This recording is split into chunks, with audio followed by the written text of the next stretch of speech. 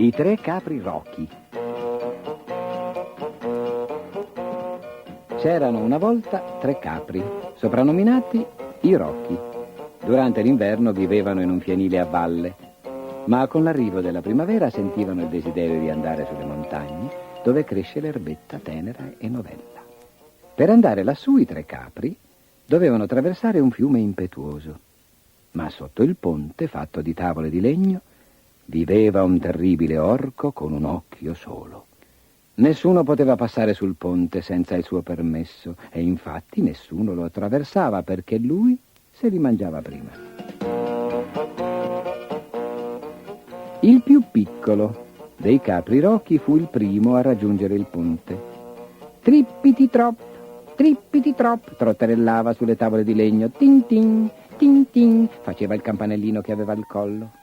Cos'è tutto questo trottare sul mio ponte? Grugnì l'orco da sotto il tavolato. Sono il capretto Rocco. Belò il più piccolo dei capri con la sua vocina stridula. Sto andando in montagna a mangiare l'erba verde e dolce. Ah no, che non ci vai, disse l'orco, perché io ti mangerò per colazione. Oh no, per favore, signor orco, implorò il capretto. Io sono il più piccolo dei tre capri Rocchi. Sono troppo magro per essere mangiato e non sono affatto saporito. Perché non aspetta che venga mio fratello, il secondo capro Rocco?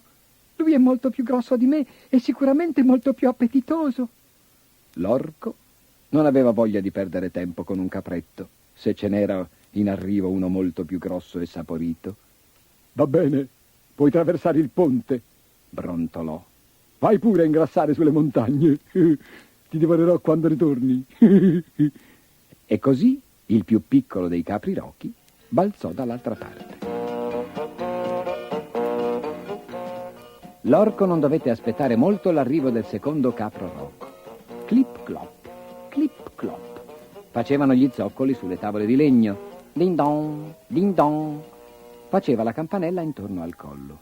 Chi sta zoccolando sul mio ponte? Strillò l'orco spuntando all'improvviso da sotto il tavolato.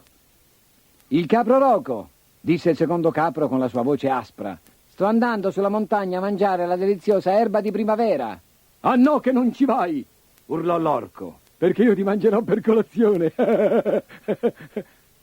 Oh no, la prego, io sono sì il più grosso del primo capretto, ma molto più piccolo di mio fratello maggiore, il caprone Rocco. Oh, faccia una cosa, aspetti che venga lui, vedrà che boccone delizioso. L'orco cominciava ad avere molta fame, ma non voleva sciuparsi l'appetito con un capro di taglia media, se ce n'era uno più grosso in arrivo. Va bene, puoi attraversare il mio ponte, borbottò. Vai pure a ingrassare sulla montagna, ti mangerò al tuo ritorno. E così anche il secondo dei capri Rocchi attraversò il ponte. L'orco non dovette aspettare molto l'arrivo del terzo capro Rocco. Tromp, risuonavano i suoi grossi zoccoli sulle tavole di legno. Bong, bang, sbatacchiava il campanaccio intorno al collo. Chi è che fa tutto questo baccano sul mio ponte? Ruggì l'orco. Il caprone Rocco, fece il terzo capro con un rauco vocione. Sto andando sulle montagne a mangiare la tenera erba primaverile. Ah no, che non ci vai, strillò l'orco arrampicandosi sul ponte. Perché ti mangerò per colazione. Questo lo credi tu? Sbuffò il caprone e, abbassando la testa, galoppò lungo il ponte e caricò l'orrendo mostro. L'orco volò su, sempre più su, e poi giù, sempre più giù, fino a piombare in mezzo al fiume impetuoso, dove scomparve tra i gorghi e affogò. Questa era la sua colazione, pensò il più grosso dei capri Rocchi. Ora pensiamo alla mia. E attraversò trionfante il ponte per andare a raggiungere sui pascoli montani gli altri capri Rocchi. Da allora tutti quelli che passano quel ponte ringraziano col pensiero i tre capri Rocchi.